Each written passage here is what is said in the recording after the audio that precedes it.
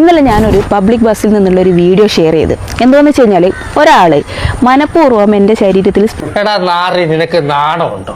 ഈ video on ആക്കിയത് അയാൾ കണ്ടിട്ടുണ്ട്. അതിൽ നിന്ന് എന്താ മനസ്സിലാക്കുന്നത്? വീഡിയോ എടുത്താലും എനിക്ക് പ്രശ്നമില്ല, എങ്ങനെയായാലും പ്രശ്നമില്ല, ഞാൻ ചെയ്യാനുള്ളത് ചെയ്തുകൊണ്ടിരിക്കും. ആരായത് നിന്നോട് പറഞ്ഞത്?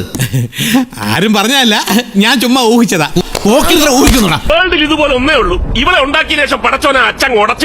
ഇതൊരു മെയിലിന്റെ നോർമൽ ബിഹേവിയർ അല്ല, ഇൻസ്റ്റിങ്ക്റ്റും അല്ല, ടെംപ്റ്റേഷനും അല്ല, പിന്നെന്താ അൺകറക്റ്റഡ് ബിഹേവിയർ. നിനക്കതൊക്കെ എങ്ങനെയാ സാധിക്കുന്നത്? അനാവശ്യം പറഞ്ഞാൽ പെണ്ണാണെന്ന് ഞാൻ നോക്കൂല, അടിച്ച് കാരണം പോലെ. ഞാൻ ആ വീഡിയോ പോസ്റ്റ് ചെയ്തതിന്റെ ഉദ്ദേശം എന്താന്ന് വെച്ചാൽ ഇത് മാക്സിമം ആളുകളിലേക്ക് എത്തിക്കുക. ഇവിടെ പറയുന്ന നിനക്കില്ലേലും കേൾക്കുന്ന എനിക്കില്ലടാ ഒരു ചളുപ്പ്. എങ്ങനെയുണ്ട് എന്റെ പെർഫോമൻസ്? അച്ഛൻ തിരുമേനി പറഞ്ഞതിൽ കാര്യണ്ടേ?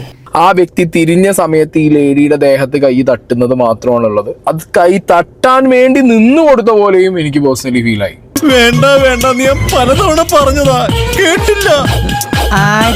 ഞാൻ തന്നെ ഈ മാന്യ അദ്ദേഹത്തിന് അറിയുന്ന ആളാ ആരെങ്കിലും അറിയിക്കണേന്നാണ് പറഞ്ഞിട്ടുള്ളത്. ലോകം മൊത്തം പറഞ്ഞു ഈ വ്യക്തി ആത്മഹത്യ ചെയ്തു.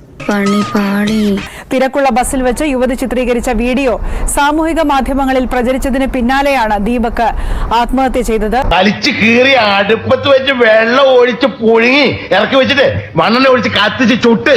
മണിക്കുട്ടി, നീ എൻ്റെ ചേട്ടന്മാര് മണിക്കുട്ടീനെ ആട്ടിയിട്ടാണ് വണ്ടി ഓടിക്കാറ്. ഈ ഒരു അവസ്ഥ ഉള്ള സമയത്ത് ഒരു മനുഷ്യന് മര്യാദയ്ക്ക് നിൽക്കാൻ പറ്റൂ? I am very clear about it. This is wrong. വ്ലോഗാക്കാൻ വേണ്ടി എടുത്തതായിരിക്കും വിചാരിച്ചു. അവിടെ അയാൾ നിന്ന്, അയാൾ ഇറങ്ങേണ്ട സ്ഥലം അയാൾ ഇറങ്ങാൻ വേണ്ടി തിരിഞ്ഞു. അയാൾ തിരിഞ്ഞ സമയത്ത് ഇവരെ ദേഹത്ത് മുട്ടാൻ വേണ്ടി നിന്ന് കഴിഞ്ഞാൽ പിന്നെ മുട്ടും. ആണായതുകൊണ്ട് ആണിനെ എല്ലാരും കൂടി താറടിക്കും, ആണിനെ വലിച്ചു കയറും. ആണുങ്ങളായ ഞങ്ങൾ തന്നെ റിയാക്ട് ചെയ്ത് അവർക്കിട്ട് കൊട്ടും. എനിക്ക് ഇഷ്ടമല്ല. അവന് എത്രയും പെട്ടെന്ന് ഈ ഭൂമിയിൽ നിന്ന് തന്നെ ചത്ത് മണ്ണടിക്കണമെന്നാണ് എൻ്റെ ആഗ്രഹം. ഒരൊറ്റ വീഡിയോ മതി നമ്മുടെ ലൈഫ് മൊത്തം പോവാൻ. എനിക്ക് സംസാരിക്കാൻ താല്പര്യമില്ല.